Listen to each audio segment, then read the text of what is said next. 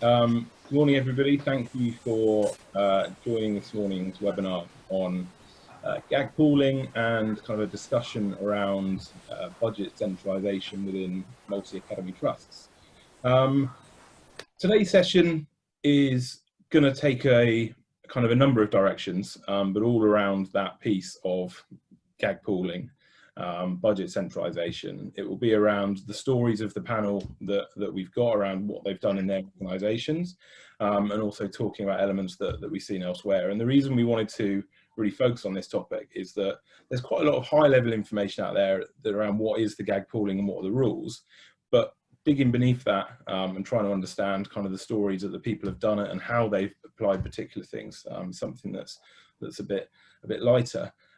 So we want to have a really good discussion. There is the question section open for you guys, so if any of you do have a question throughout any of this, please submit a question, and you can also upvote other people's questions. So if there's a question on there that you think, yep, love to hear that answered, please vote on that one as well. Just before we start, and because I'm an accountant, there is a quick disclaimer that I want to run through, and that's to say that look, these are the views of the panel. This session is not designed to be professional advice. So if you are looking to implement any of the items or ideas discussed today, please make sure that you consult with your advisors. End of the disclaimer. So we have been very kindly joined by three experts in this field, and I'll just introduce each one of those first. So we have Peter Wilson, who is the CFO at the Academy Transformation Trust. A couple of weeks ago, we did a specific session with Peter looking at their GAG pooling and centralised budget model approach there. It's on our YouTube channels if you want to catch up with that. We're also joined by Chris Kirk, who is CEO at CJK Associates. They do a lot of work with trusts in this space. And we're also joined by Jonathan Bishop, who is the CEO of the Cornerstone Academy Trust. And just to kind of declare an interest, I was chair of finance at Cornerstone Academy Trust for, I think, three and a half years. So I do know Jonathan's set up well. And interestingly, one of the reasons Jonathan's on the panel is I spend a lot of my time speaking to trusts, and I'm generally encouraging or a bit of an advocate for further centralisation and further GAG pooling. And Jonathan's probably the only person that I speak to that I try and pull back from centralisation. So it's always interesting to get Jonathan's views on how these things work. So what I want to do is actually hand over to each speaker first, just to introduce themselves and introduce their organisations and kind of their budget and finance approach in their trust. So I'm going to start with Peter Wilson from ATT. Good morning, everybody. So I've been CFO now for 2 years. It's been an interesting ride at ATT, it's fair to say. We are a 22 academy trust, so we've got 10 secondaries, 10 primary, and all through an FE college. It's fair to say that ATT finances have been interesting, so we're currently overall in the trust, a 2.1 million deficit, so we're working through a recovery plan at the moment. We're about £70 million turnover income business, 11,500 students, and just under 3,000 employees. We have implemented GAG pooling for over a year now, but that was part of a wider budget model change. So we have split our budget into two, so we have an education budget and a operational budget, with the operational budget now focusing on all the IT estates, HR, and the educational budget just really for the principals, and it's just teacher costs and a bit of educational spend. Okay, great. We'll probably dig down on some of that as we go through, but that's a great summary, thank you. And Jonathan, please introduce yourself and Cornerstone, and actually how kind of finance looks across your group of schools. Thank you, and great to be on your show, Will. I'm hoping, seeing you've already had a sort of dig at me, this is a chance for me just to have a dig back at you. So a bit of context, we're the other end of the scale, we're just small. Small means you potentially can be more agile, but maybe more vulnerable, I don't know. But we don't run anywhere near a 2.4 million deficit, I'm pleased to say. So that sounds a real challenge, Peter. We have got 4 schools We've opened, or opening our 4th school as a free school. We've opened a free school just over 4 years ago. So we've been on a grow from scratch journey of a small academy trust. But we're also responsible for an English hub, a science hub, a computing hub, obviously a teaching school, and that direction of teaching schools are changing at the moment. We are a Microsoft training academy and showcase school, and we've recently become an EdTech demonstrator school. So we are, particularly with COVID-19 at the moment, we're big time into the tech. So that does actually affect our budgets quite significantly, because there's a big investment in one-to-one device programs and on platforms, and this affects the way that we want to operate as a trust. I've often said my model is more very simple, because we're quite small, but it is that we're actually one school and 4 campuses. It's that idea of one organization, and so that's where GAG Pooling for us came from. But it's more than just pooling my budgets. It's therefore about pooling that talent base of your staff and getting them working very collaboratively together. Now, people like Will thought I was bonkers on this idea, but now here we are in COVID-19, and getting everybody working as one organization in this virtual world, and soon to be a blended world.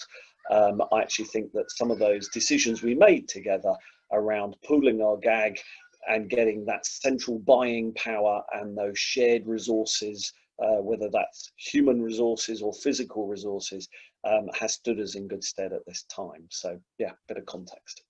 Very much so. Yeah, thanks, Jonathan. And Chris, you work. You don't work with a specific trust, but you do have a lot of work in this space. Yeah, morning, Will. Morning, everybody. Nice to be chatting with you. I run a small consultancy, CJK Associates. Mostly we've sort of come out of some of the big accounting firms. I was a partner in PricewaterhouseCoopers. For one reason or another, we got a really strong interest in education. I spent 4 years as a CEO within an international school and college group, and we actually had this sort of discussion also at the level of what to sort of share between countries and what would be done at country level as well as between schools. So it's a sort of familiar discussion. We do 2 things really, both of which I think hopefully are sort of relevant to bring some thoughts to this. One is we do quite a lot of research, so we have a trust research panel, which those of you who are in trusts are very welcome to join, and we'll send out a link to that with some of the material afterwards. And as well as our own research, we do research for other people. We were involved in the Ambition Institute Building Trust report, and we do a lot for kind of people with a slightly more commercial interest as well, helping them understand what it is the sector needs. The second thing we do is work directly with trusts, several dozen of those now across the country, large and small, urban and rural, usually on sort of 3 parts of a journey. One is that kind of alignment. What kind of a trust is it that we actually want to be? What does that mean for what it is we want to do together and separately? Secondly, then, how do we organise ourselves in order to deliver that and then move through to implementation? And so I see GAG pooling as one part of a jigsaw puzzle, which includes whether you want sort of shared central services, how much sort of line management of people doing operational things at school site you want to be done locally, or how much you want to be done centrally, and what that means for individuals' governance, responsibilities, schemes of delegation. And I feel like the funding and the governance, the organisation and the systems has to come together. And the difficult thing, I think, is how you bring those things together in the right sequence, so you don't end up with people trying to do roles centrally that they just don't have the systems for or don't have the resources for, or you leave people a bit stranded locally with central people saying this is how to do it, but they don't necessarily have the support. So I think GAG pooling can play an important part in that, and it'll be really interesting to hear some of the other perspectives on that. Very much so. And I think just an important point on that is kind of GAG pooling is the term, and GAG pooling is the words that you see when you do webinars like this, or you go to the Academy show, or you used to go to the Academy show. But actually GAG pooling is quite a small part of a lot of what the panelists are doing in their trust. The GAG pooling relates to the pooling of the reserves, but often what that unlocks in an organisation is what we're going to explore today around centralising services, centralising budget, changing that accountability model. So GAG pooling is almost the easy bit, but the budget model is something that we'll be spending a lot of time on today. So thanks all again for giving up your time and for your introductions. Jonathan, you started on this in your introduction. In terms of GAG pooling, what is GAG pooling and that freedom that allow you to operate as one entity, what kind of tangible aspects has that allowed you to deliver and achieve at Cornerstone? Yeah, I guess first of all, and I'm looking at one or two of the questions coming in, I think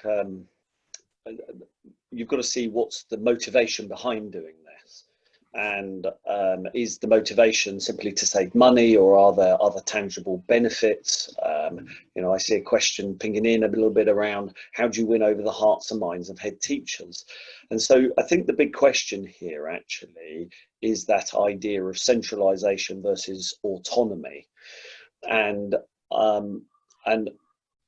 we often use the phrase, don't we, turkeys voting for Christmas. And why would a school join a MAT, or why would a head teacher not want local autonomy? I suppose where I came at it from was, you know, very large organisations. You know, a big university may have faculties and, you know, a degree of delegation of responsibility within it, but at the end of the day, it's one organisation that operates as one.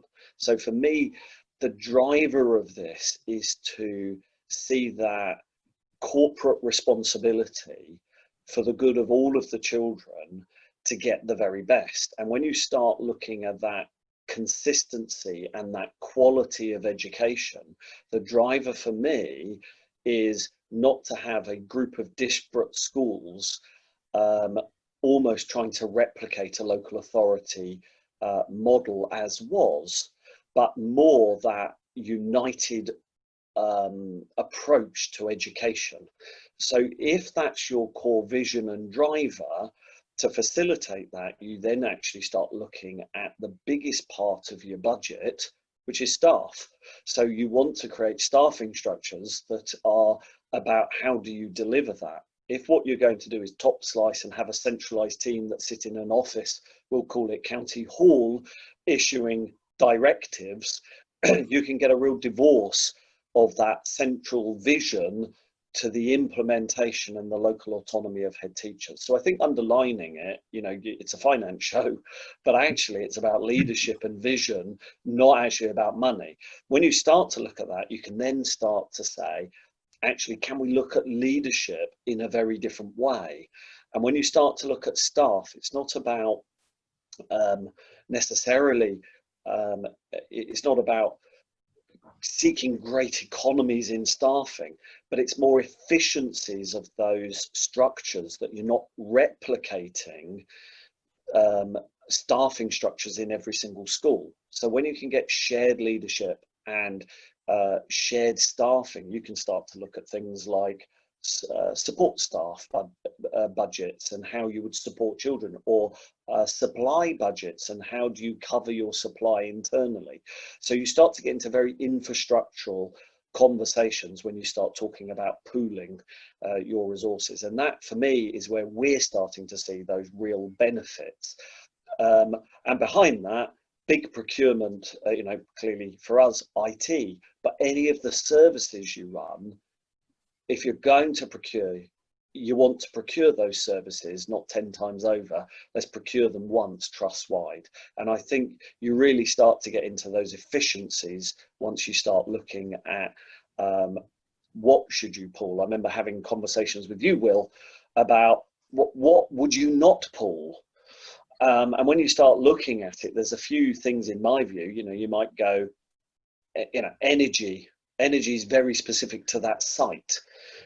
But when you start thinking about the pooling of things, most things are part of that one organisation, and that's been the motivation for us. Very much so. And Peter, obviously we're getting quite a few questions in, and actually they're on a topic we're going to get to later, but let's take it head on. In your trust and your journey over the past couple of years, what have been the types of conversations, and how have you got head teachers and LGBs kind of on board with the approach that you guys are now taking? Yeah, so I mean, back in early 2019, we started the conversations about GAG pooling, and the biggest thing is communicating. You can't do this alone. You've got to get people on board and on side. And I guess there's probably two groups. I would say that there is the principals and your local academy committees who are going to have those views of, well, I have autonomy over my budget for years. I may have surpluses and I want to use them. But I think it's about trying to get them to understand we are one mat, and the fact that your academy might have reserves is irrelevant if the whole trust has no reserves. But what you can't do is just say, "Oh, we're just going to leave you alone. We're not going to get anything." So what we've done is we've got 3-year estates ICT plans. So we are giving the opportunities to the principals, the local academies, who are like, "You're not going to lose out. We are going to build in these plans, so that if there's a need at the academy, you will get your IT, you'll get your estates." And that then helps the conversation about then GAG pooling and pooling reserves. And so we started this journey back in early 2019. I presented to all the principals at that point and said what the benefits were about accountability, fairness of our GAG pooling model, because actually we work across 10 local authorities, so funding is different. And so we were bringing fairness in. And actually, if you bring in the fairness element of it, it's actually quite difficult for people to object against that. That makes sense. And Chris, this is probably the topic that comes up around that change management, around local versus central. How have you seen, because you work with a number of trusts in this space, how have you seen trusts with outstanding converter academies, healthy reserves, good performance, sell this idea of let's take all your money away? Is me paraphrasing the... Yeah, no, thanks, Will. I think, you're right. And in some ways, GAG pooling is just sort of one microcosm of the autonomy versus alignment or centralization discussion. And obviously what we saw in, I suppose, the earlier years of trusts was that those trusts that took on schools that were failing financially or academically may have had little choice but to do a lot more kind of intervention. That probably required a lot more centralization. And therefore, some of those more sort of standardized models were created. And then since 2010, we've seen a lot more trusts grow through good and outstanding schools. And I think initially grew many of them without much by way of standardization at all. Just some local alignment, and sometimes that applied to kind of operational services as well as educational ones. I'd like to think we're now in a sort of a new and slightly more sophisticated model where some trusts with a mixture of good and outstanding schools and some that need improvement, and now seeing the benefit of working together, not as a kind of deficit model because they need rescuing, but because it actually makes sense. So I'd probably start by just coming back to why have a trust at all? What is it that you wanted to do? And on the Ambition Institute course, where I'm part of the faculty for the Exec Educators Programme, we talk about the sort of 5 things that as a trust you should have front of your mind when you come together. The purpose, are we clear what the purpose is we want to achieve together? Mutuality, do we actually accept that we can all benefit from each other, that we're all in this because we'll get more from it as a group of single schools than we will if we were just individual schools. Change. Are we making change? I love the question, are children in your school getting a better education because you're in the trust? Because if you can't answer that question clearly, then never mind GAG pooling, you've really got to question what the trust is actually for. And if you've come together to collaborate, you should be making change. If things are just the same, then there can't be any additional benefit for students. Pace, are we doing things as quickly as we can at the right pace, and are we prioritising the things that we want to do? And I see GAG pooling belonging in amongst that, and I think the DFE advice certainly of a couple of years ago tended to emphasise GAG pooling as a kind of a rescue that could support schools perhaps with weaker finances, perhaps with roles that were either falling in an unhelpful way or growing in an unhelpful way that meant that their finances needed cushioning. And I'm sure that is one argument. But actually, I think sort of moving beyond the deficit models for doing it, it's looking at those opportunities and benefits. And, just to summarise those, and there are elements of all of these, I think, in when any trust does it. First of all, you've got that sort of multiple LA example, as Peter went through, a chance to kind of even up funding more fairly. You've got the sort of shared services arguments around the fact that if you're going to start to deliver some things centrally, does it make sense for a school manager, a principal, to be given the budget for their finance or their estates or their HR or IT team, only to be told, well, actually, those people are now being managed centrally, so sort of the budget goes in and comes straight out again. Doesn't make huge sense in terms of accountability. Once you've got that single budget model and you can look at operations and you can look at finance in a single way end-to-end across the trust, you're in a much better position to sort of drive those efficiencies. And then accountability, that needs to follow that. If you've got GAG pooling and you're clear about where the money is, you can be much clearer about who's accountable for it. And then, two other things, trust-wide projects, things like, creating groups that might be looking at particular subjects. You might be able to fund those centrally more transparently, or indeed where you need to drive particular resources across the trust to support a couple of schools who really need improvement. Again, you're in a better position to do that.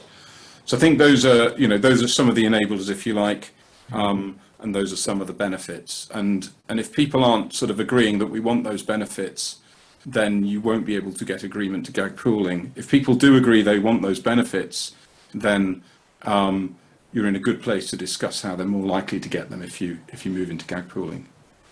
Yeah, very, very helpful. There's a few questions around the actual method of GAG pooling, and I know kind of Jonathan and Peter are at two ends of the spectrum on this, which is quite nice. Peter, in your method around, how does your funding model actually work? And there's a couple of specific questions around kind of high needs funding or child specific funding. How does your model work, and how does it accommodate those factors? Yes, in terms of how our model works, we're only pooling factor 1 of each GAG statement. So factors 2 to 4 the local nuances and deprivation go directly to the education budget of each academy. What we do then in terms of factor 1, we pull that from all the GAG statements, and then we take off the operational costs and then determine an ATT ORPU figure, and that gets distributed. In terms of, we do have one special needs academy. Again, all their income is factor 2 to 4, so that all goes directly to them.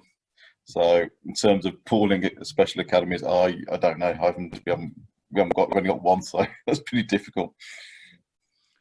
And Jonathan, kind of pupil premium or SEN, kind of funding around particular pupils, how does that sit in your model or approach? Well, as you know, other end of the spectrum, our model has been pool everything. So there's nothing that isn't pooled. So if you then look at a pupil level, I think we'd all agree that what we've got to do is deliver what is right for every pupil within your organisation. So if you look at SEND in a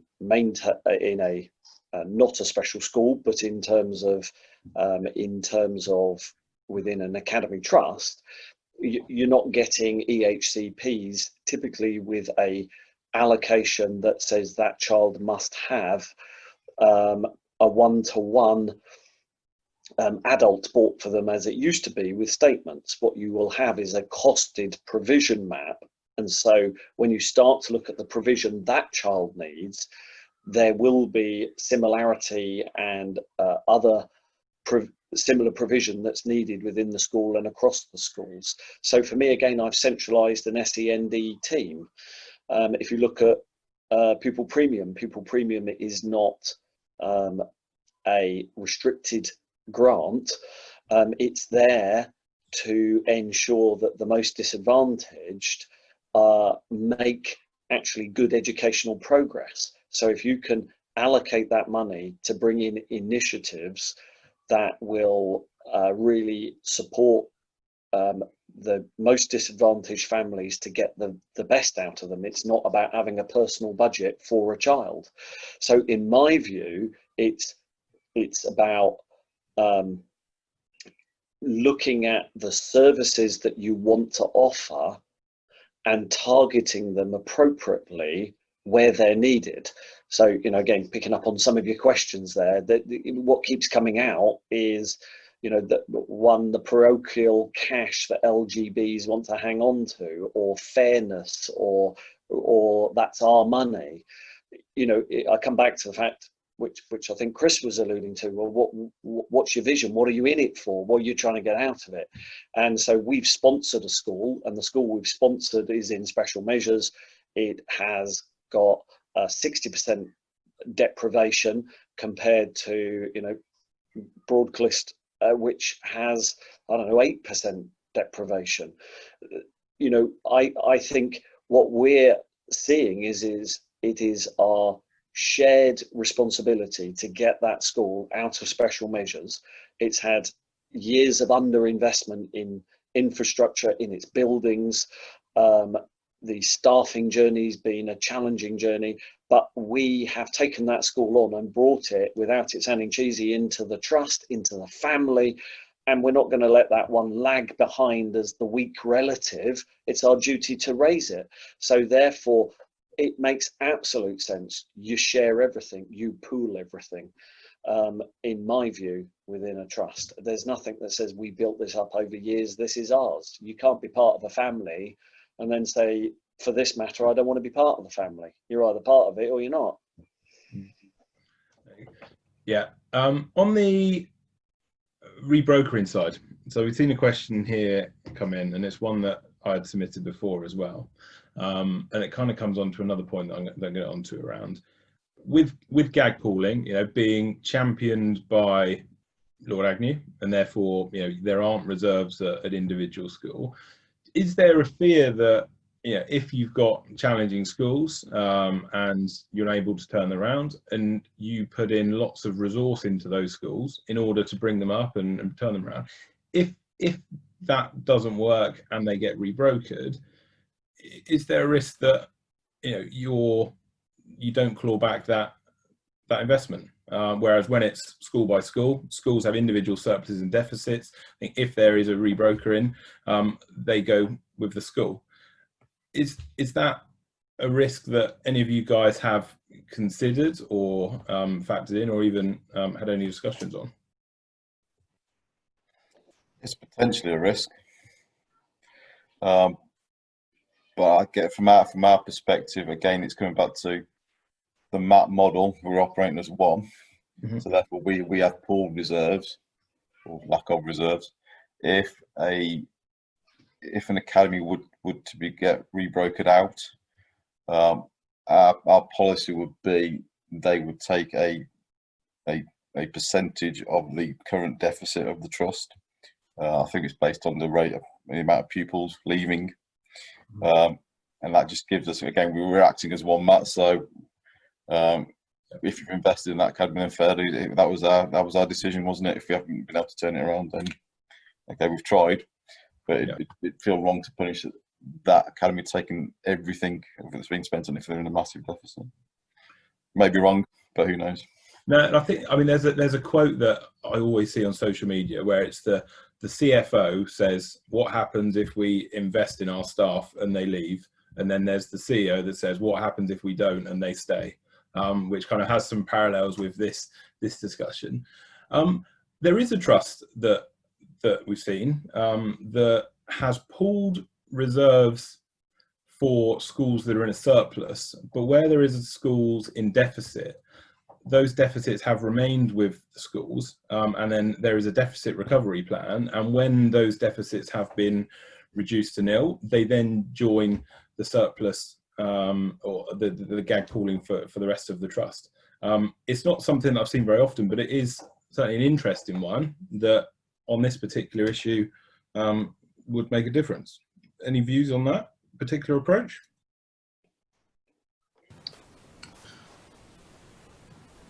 Shall I chip in there, Will? And then maybe I just wanted to quickly give a thought on your points about different models as well, and hopefully pick up a couple of questions on the chat through that.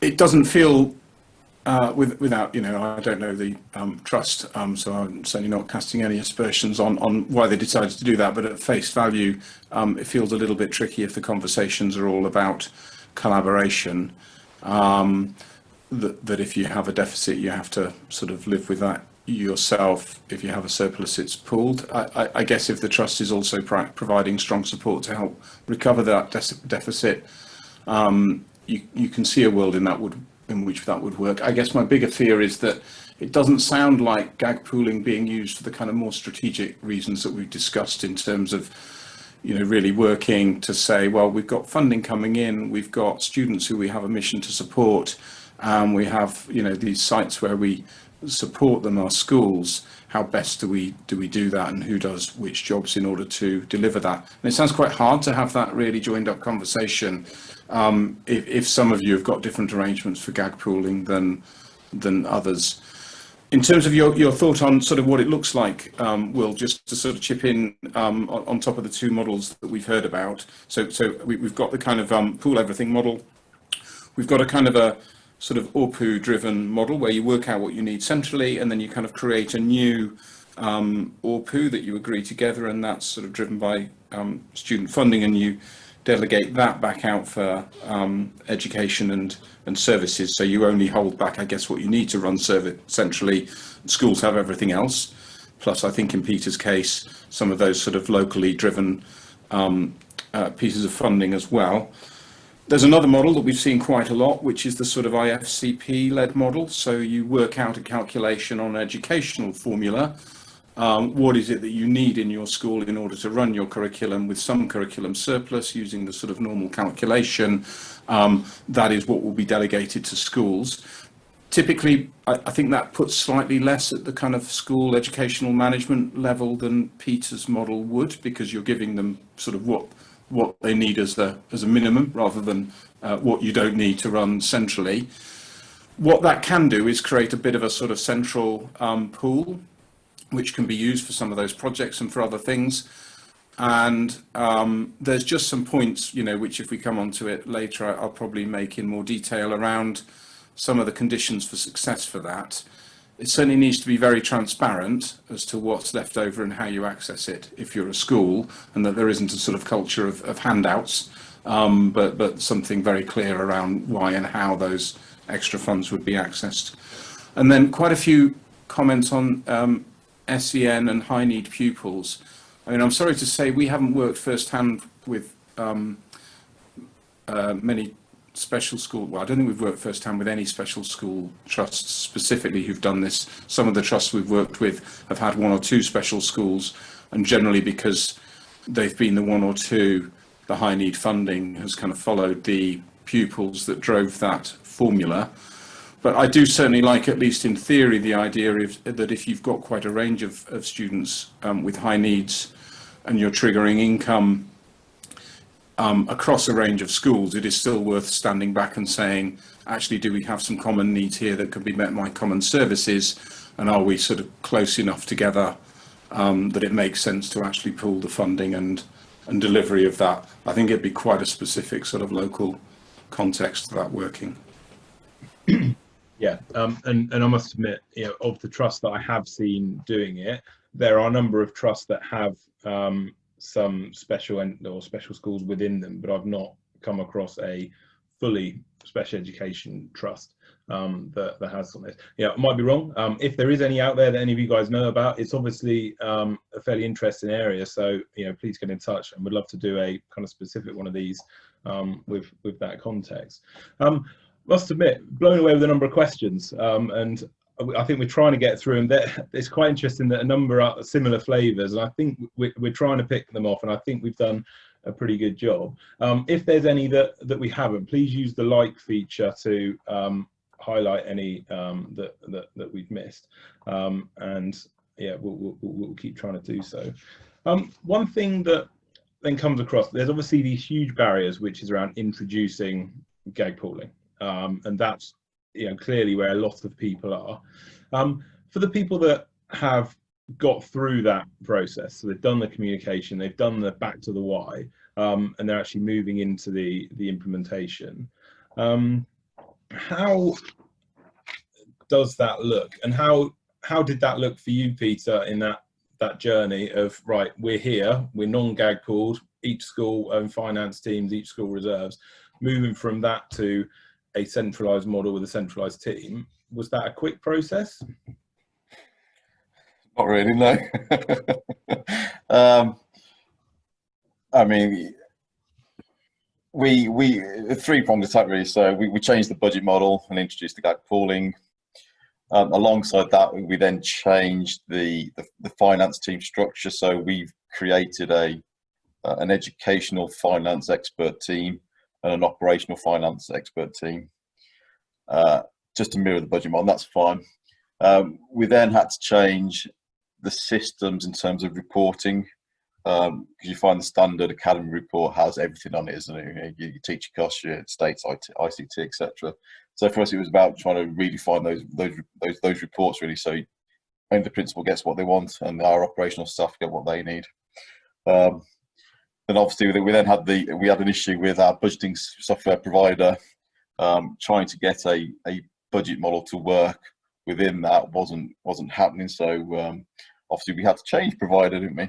But now we have a system that works very well. And so if there are changes in our operational spend, we can feed that through the model, and it changes the OPU and therefore revises the educational budgets. Okay, and then, you know, when you've done that, and Jonathan, you've been doing this now for some time, what does finance then look like in terms of the report that goes to trustees? Are there any pieces you still report on school by school, or are there some parts that you monitor school by school for internal management purposes? Actually, when you go up the chain through to trustees, schools are not part of that piece. Yeah, so reporting for us, I believe it gets a little bit easier when you do pool, because at that top level, you are not needing to examine more and more schools depending on the size of your mat in terms of overall income and expenditure. We do monitor in particular certain services that we're running, and so that idea, we run our own dining service across the trust. We actually run a bus service, a small bus service. We run a breakfast and after school club service, and we employ all of the people. So and we've got some nurseries, and those nurseries are quite large nurseries, so there's a lot of incomes that comes from people buying sessions on top of their funded places.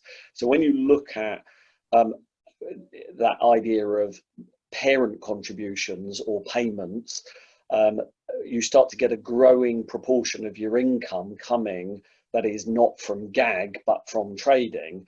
You have to start analysing the performance of those entities. So you know, breakfast and after school clubs, actually, if you employ all of the staff, buy all of the food, take all of the contributions, there's quite a big administration of that across the schools, and the more schools, the bigger that is.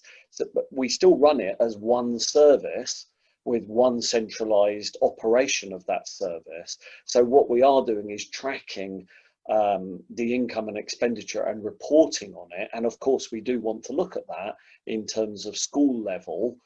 But when you then report overall, it goes into the top level report as one service, as opposed to which one's performing better than the other. Okay, so when it comes back to kind of viability and assessing the viability of a service or the performance of a service, is important to have that direct income and expenditure, you know, kind of that contribution figure available. I'm assuming you don't allocate overheads and do any of that. It's purely around if there's these services which are, I guess, potentially optional, that they're not producing deficits and then eating into kind of educational funds. Absolutely, yeah. I think, you know, there are elements you could have, obviously, if you were running a restaurant, you would look at absolutely every element when you have rental, heating, lighting, and you could do really in-depth analysis around the viability of your restaurant. Actually, we're in the business of education. So even running a dining service, the motivation for me is around that idea of family dining, the well-being of children, health and well-being. And it's not just about making money and running a business. It is around education.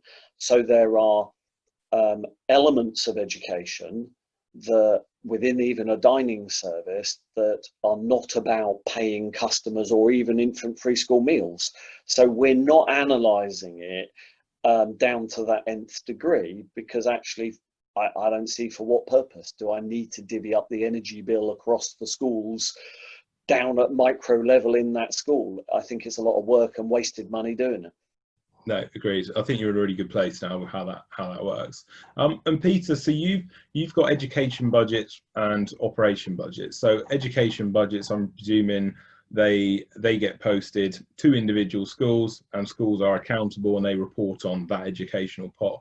For your operational budgets that look more horizontally, you know, estates, IT, do you produce those or allocate those to each school?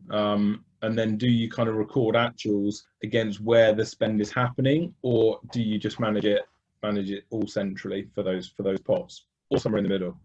It's probably somewhere in the middle. So, for example, catering is analysed at an academy level within the operationals budget. But then, let's say reactive maintenance, there is a pot of money for reactive maintenance. Are we really interested in where that spend is? Probably not, as long as overall the budget doesn't go over. They don't go over the budget, then that's fine. So it's a mixture of two. And at the trustee level, we will only show the whole trust level for those operational costs, whereas for the education budget we will show more detail of each academy. So it's a bit of a mixture. Okay, and very popular question, kind of on reporting. Statutory compliance. You know, I've seen kind of firsthand and through working with Jonathan at Cornerstone, you've got directives coming from, you know, and Lord Agnew championing an approach of GAG pooling, and then you've got Coketown accounts that have never heard of it or never considered it. What challenges has GAG pooling kind of presented in terms of the statutory returns? Is it always compatible, or have you had to I was going to come up with a good word, budget, to make that fit? And, you know, on that, kind of the benchmarking the resources that the department are really keen to develop and deliver, are those things compatible with GAG pooling or your approach? It does make it slightly more challenging. Statutory accounts. There's the ATT services line, which pretty much will hold everything now, being everything actually.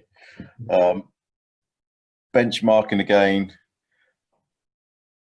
is again more complicated because we now don't have a full academy picture. So when you're looking at ratios, it makes it slightly more difficult.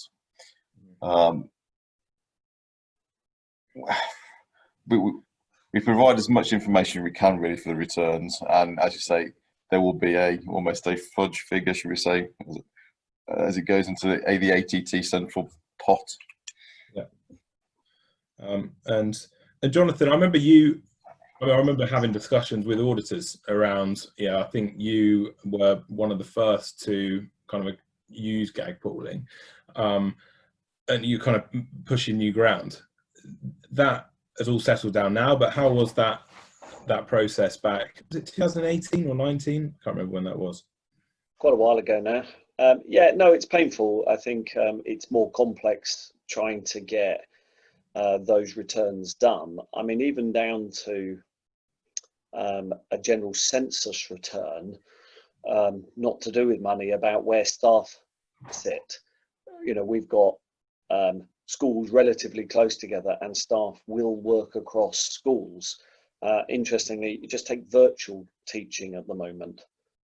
Suddenly, everything is pulled. We've got children at home joining classes from across multiple schools being taught by one teacher from their house. Which school do they belong to? Which census return do you put them on? Does it?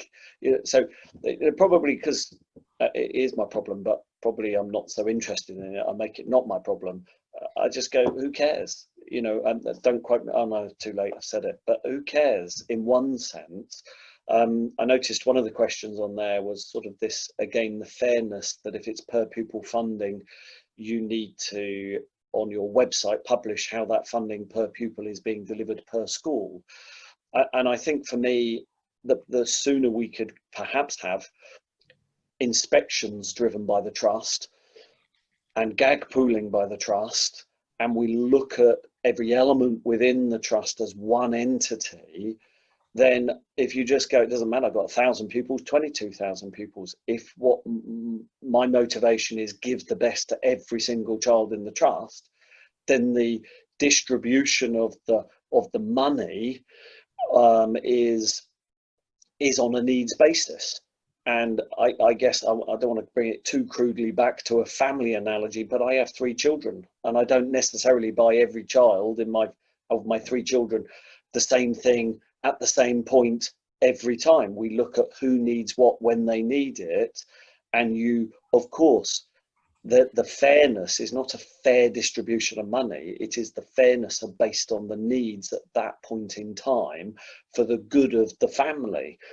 And I think that local autonomy model means you get internal competition and fighting effectively, whether that's over resources, over staff, or just over results. And of course, competition can drive up standards and expectation, but it can also have the poor relative, and I think that's not particularly helpful. So for me, the returns are a nightmare, if I'm honest, and I go, not my problem, someone else's, because just write down Cornerstone. Much more interested in that than the individual school.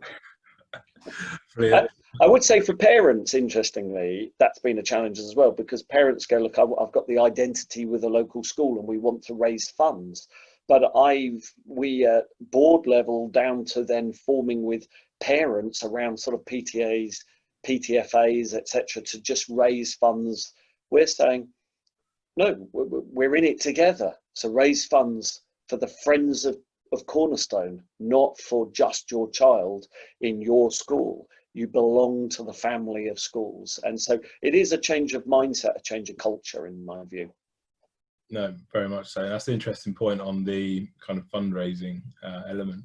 Because I was quite surprised to see, well, I can't say I was surprised, I think the COVID-19 exceptional cost guidance that came out, I think it was last week, no mention of maths at all, and the qualification criteria was around a school surplus. So a school, if the school surplus, in-year surplus is increasing, it doesn't qualify.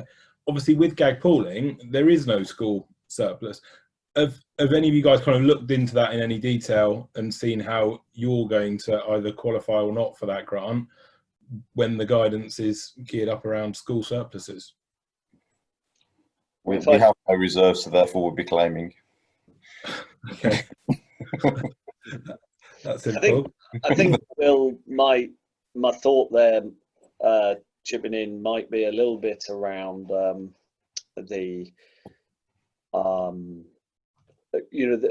we haven't really discussed, and you may not wish to, but size of reserves. For Peter, obviously that's not an issue because they have no reserves. But you know, we've had many discussions, Will, around what are the needed reserves and what size should they be. And I've asked everybody, including you, but through to Peter Launer when he was in post, you know, what's the magic formula? Where's the rationale for the size of the reserve that's needed? And I'm not saying reserves aren't needed, but actually I find that a lot of this pooling discussion again, and schools where there's deficits and schools that are doing better and who owns those reserves, is I think there's a big question about what's the point of reserves and what's your reserves policy about how you calculate it. And you'll know that I've argued for a long time, really reserves should be around risk, and how do you analyze what your risk is that you might need to cover. And I think there's COVID-19 is going to bring home all of the points I make to you, Will, because the moment you take a hit, and if you look at that grant you've just talked about, it's additional costs, not loss of revenue. So for some mats, that's going to be quite painful. If you're a big secondary and you've got loads of facilities and you rent them out, there's no recourse.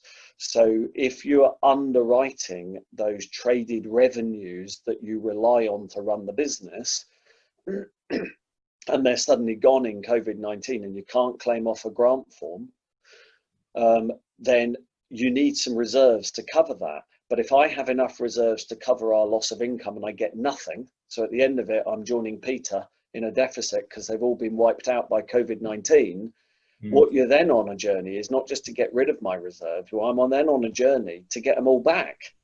So pretty much you accountants have got a stitched, haven't you? We've either can't spend the money because I need it for a rainy day. When I've got a rainy day and I spend it, I still can't spend any more money because I've got to get back my reserves for a rainy day. It's all gloom. Actually, you've got to spend the money on the children. If you want good results, spend the money on the children. So I'm with Peter, have no reserves. Brilliant. Thank you, Jonathan, for giving up the time and reminding me of those 3.5 years, pretty much every trustees meeting. But no, it's good. Yeah, and I think your view obviously holds a lot of weight and is what's working and allows you to work. On the kind of final point, we wanted to give a kind of takeaway for those people watching and listening to this, and Chris kindly agreed to put together a 3-5 step, I can't remember the number of steps we agreed on or whether that's expanded or shrunk during the course of this session, Chris, but formats that are at the kind of very start of that GAG pooling journey. What would be those steps in order to move from no GAG pooling to fully GAG pooled? What would that look like? And I think we're going to follow this session up with a document as well. Yeah, that's right, Will. So I think we've talked through the start of that conversation, which is to be really clear about the benefits. And there's the benefit to the student and the benefit to the trust as a whole. And then I think for individuals with various roles, you do need to sort of think through the what's in it for me to deliver the things that are important in my role. And clearly school principals or head teachers and local governing bodies or academy committees are going to be key constituents in that. And if you're starting from the position where everybody's got lots of deficits and you're in some distress and there's not much sort of choice about it, then that's going to be one kind of conversation. Let's sort of call it the Peter conversation, where you've sort of got those levers. If you're starting from a position where there's a real mixture of reserves and also schools who've got operating surpluses and others who haven't, then it needs to be a really grown-up conversation. Fundamentally, if you're in a trust where principals still feel and believe, and in a sense the line manage to believe, that their main responsibility is to secure the very best result they can for their individual school, and that they don't have any sort of similar duty towards the other schools in the trust, then you're going to immediately get into a conversation about winners and losers, and famously, those winners are going to stay very, very quiet and hope it happens, and those people who feel they'd be losing will be very vocal. So I do think if you're in a situation with a mixed picture and you can't have that conversation, frankly, I think it's going to be very hard to move towards GAG funding. If you can get to a situation where people genuinely believe that their school's going to be better by working with other schools in the trust they've entered into, then you've got a starting point for that. There are some different models we've talked through. We'll put a reminder of that in the output.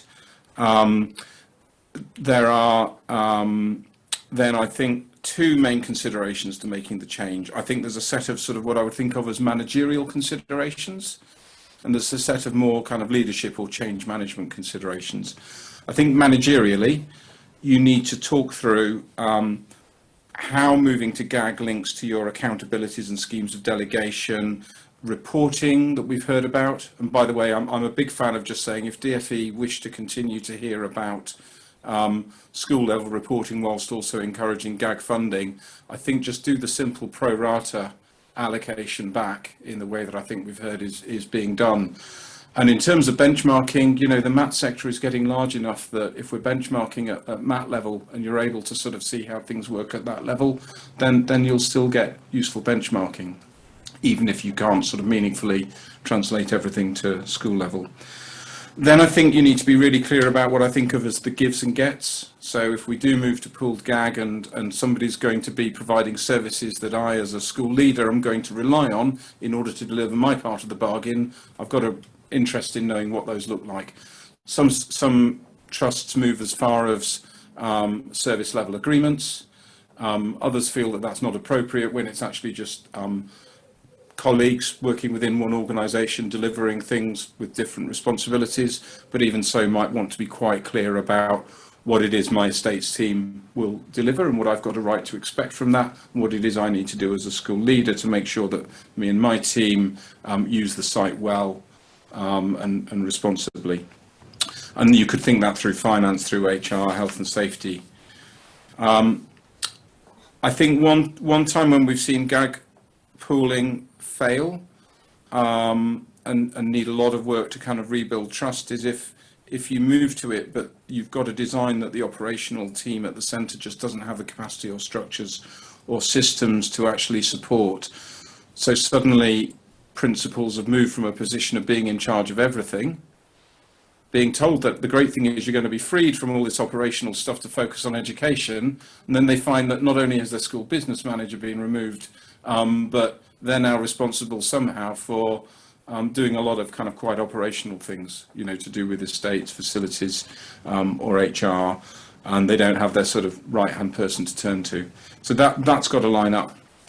And then the systems and processes. There was a question on the Q&A, what systems support this? I guess a bit like Will, we work with, one way or another, probably, the major vendors and trusts who use them. So, I probably won't name any winners, as it were, but I am a big fan of saying if you're going to move to these kind of models, cloud-based systems that allow sort of self-serve and allow decisions to be made close to the point of delivery are really important.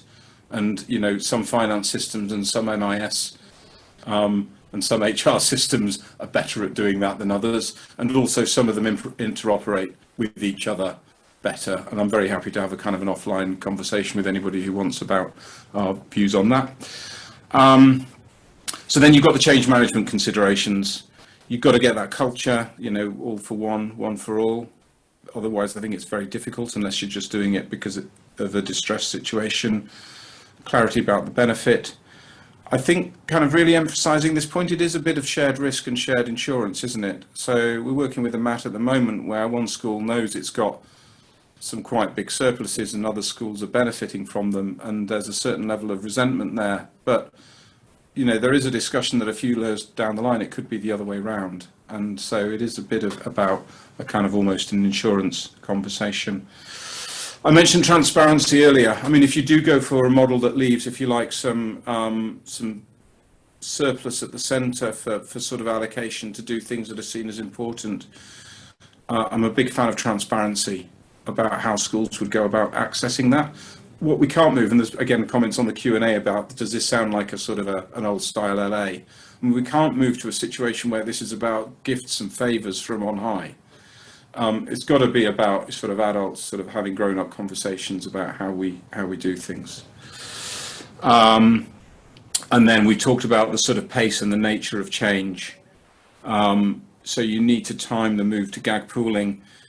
I've seen trusts move to GAG pooling first and then move to sort of centralising services. And the benefit of that can be that you've got, so if you put the GAG pooling in before the services, then maybe the GAG pooling enables the shift, but the problem is you might not have the capacity to deal with it. If you move to central services before GAG pooling, you've just got some quite fiddly attributions and reallocations to manage when you try and make a service look like it's sort of joined up across the piece, but without pooled funding. So I think either can work, but they've both got issues. Final point, I think a practical point, sort of, do you go for any smoothing arrangements so that it doesn't all happen overnight, particularly if you're talking about reserves and the school has a very large one, or if you're talking about operations and one school's, you know, kicking out considerable surplus. Not many of those around these days, and others have got big deficits. Would it help people to kind of ease into that over a period of time? I think, again, that's a local decision. But if it's a good thing to do, it's probably better to do it quite quickly and just get on with things rather than have a very sort of protracted pace of change over a number of years.